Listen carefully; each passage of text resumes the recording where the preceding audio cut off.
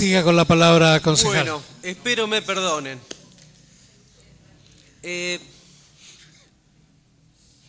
hecho de que el cardenal sea argentino y que sea latinoamericano es un signo muy importante. La Iglesia tiene muchos signos, por eso importa tanto la ropa, por eso lo esencial son los sacramentos. Los sacramentos tienen una base material, algo que los contiene, y un símbolo o significado que portan.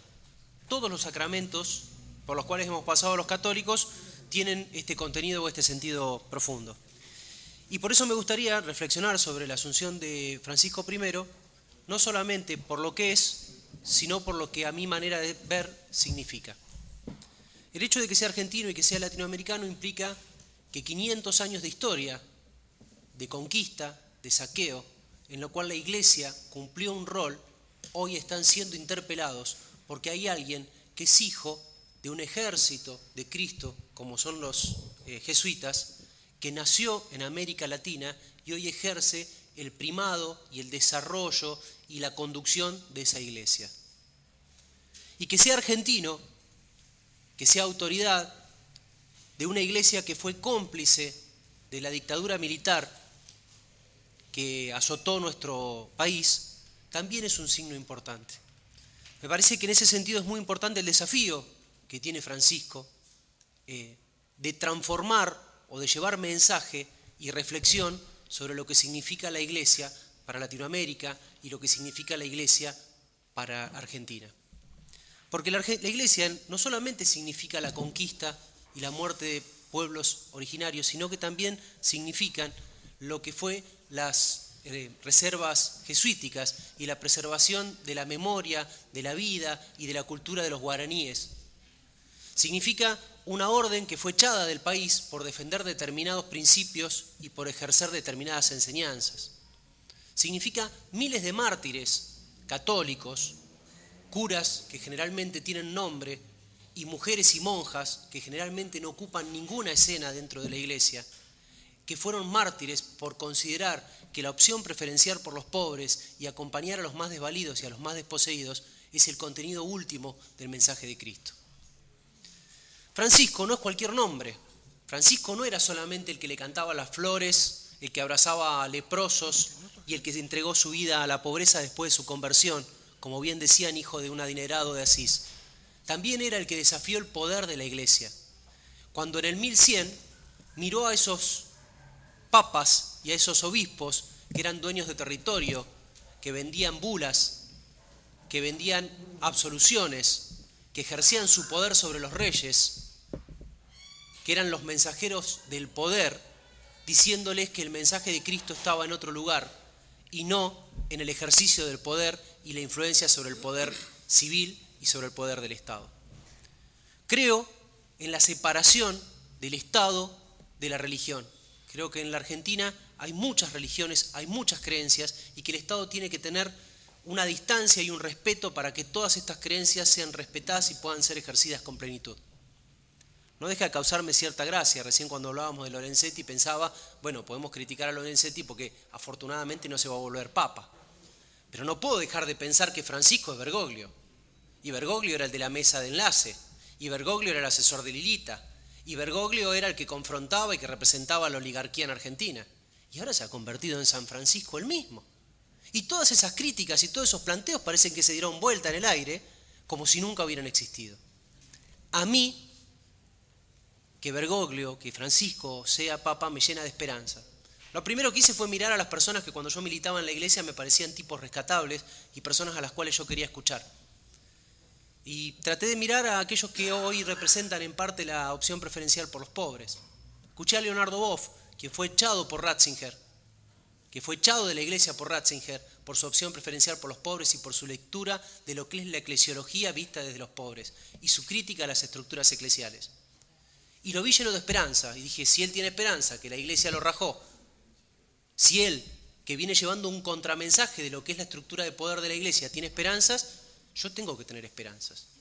Y tengo que tener esperanzas porque no, el papa que se eligió es el mejor de todos los que se podía elegir. No se eligió uno que estuviera casado con el poder económico y con el poder de los lobbies dentro de lo que es el Vaticano.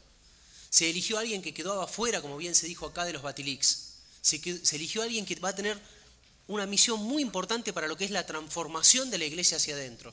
Y ojalá esa transformación se dé, porque con una iglesia mejor también vamos a tener una sociedad mejor. Ahora lo que no tenemos que hacer es confundirnos.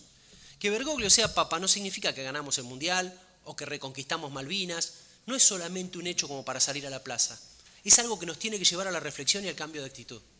Ser papa Bergoglio no lo vuelve santo, ni lo vuelve mejor persona. Sigue siendo el cardenal de Buenos Aires, que actuó excelentemente en la Alameda, que actuó excelentemente con los vecinos que estuvieron en la tragedia de Cromañón, en la tragedia de Once, que celebraba misa con los curas de las villas, que eso es otra cosa que me llama la atención. A veces uno entiende pero no comparte los dogmas de la iglesia, su posición frente a las mujeres que mueren por el aborto, su posición frente a la educación sexual integral, su posición frente a la homosexualidad, su posición frente a quienes, su genuflexión a veces frente al poder. Acá se habla de corporación judicial, también hay una corporación religiosa que se lleva mejor a veces con los empresarios que con la gente más necesitada. Y Bergoglio no representa eso. Pero Bergoglio también fue el que dijo algunas cosas respecto al matrimonio entre iguales que podrían haberse dicho de otra manera. Bergoglio fue el que se opuso a la muestra de León Ferrari con términos muy importantes. Y Bergoglio es aquel que todavía nos debe una explicación como argentinos en el marco de los juicios por la verdad y la justicia de cuál fue el rol activo de la Iglesia en la estructura de represión que tuvo nuestro país. La Iglesia tiene una historia muy particular. La Iglesia empezó siendo perseguida, pero cuando a partir de Carlomagno se vuelve imperio, se convirtió en perseguidora. Y no podemos olvidarnos de las cruzadas. Y todas estas contradicciones, Pablo VI hablaba de la santa prostituta, forman parte de esta idiosincrasia de la Iglesia. La Iglesia no es santidad. Ser papa no es ser santo. Afortunadamente tenemos un papa que se formó entre nosotros, que es argentino y que le reconocemos valores dentro de lo que fue su inserción en nuestra sociedad. Me molesta muchísimo la relación entre la hipocresía y la religión. Como me molesta muchísimo que hasta hace 15 días se lo defenestrara y ahora se quieren sacar fotos y se lo quiera ilustrar ideológicamente como con una posición u otra. Ojalá todo esto nos sirva para ser mejores argentinos, para los que somos creyentes, ser mejores practicantes de nuestra fe, porque ser practicantes no significa ir a misa y estar cerca de los sacramentos solamente, sino tratar de interpelarnos día a día en base a los valores que decimos profesar y que observamos en Jesús, que observamos en María y que observamos en aquellos sacerdotes que sí actuaron como ejemplo. Ojalá la presencia de Bergoglio en el Vaticano sea la memoria viva de Romero, de Angelelli, de Nevares, de Mujica, de tantas personas que entregaron su vida en servicio por los pobres y que se enfrentaron al poder. La Iglesia entre el 63 y el 65 hizo un gran cambio, que fue el Concilio Vaticano II, y hubo un excelente documento que fue Medellín, que tuvo que ser rápidamente corregido por Puebla en el 79 en nuestro continente, donde se planteó que la opción preferencial por los pobres era esencial para sostener el mensaje de Jesús en la tierra. El otro día leía a Elder Cámara y me causaba gracia una frase que decía, Elder Cámara decía, cuando yo ayudo a los pobres soy un santo, cuando pregunto por qué hay pobreza soy un comunista. Y me parece que ese sigue siendo el análisis que tenemos que hacer desde la política respecto a la importancia del mensaje del cristianismo, pero la necesidad de coherencia en el momento en el cual se interpelan estructuras de poder. Me gustaría terminar con una oración que a mí me acompañó durante mucho tiempo. Yo tuve varias épocas en mi vida, y una fue de andar con una Biblia bajo el brazo, un rosario colgando, y estar muy cerca de los franciscanos.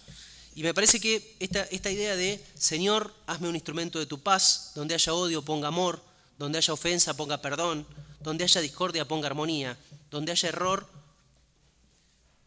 ponga yo verdad, donde haya duda ponga yo la fe, donde haya desesperación ponga yo esperanza, donde haya tinieblas ponga yo la luz, donde haya tristeza ponga yo alegría. Oh Señor, que no me empeñe tanto en ser consolado como en consolar, en ser comprendido como comprender, en ser amado como amar, porque dando se recibe, olvidando se encuentra, perdonando se es perdonado, muriendo se resucita la vida eterna. Amén.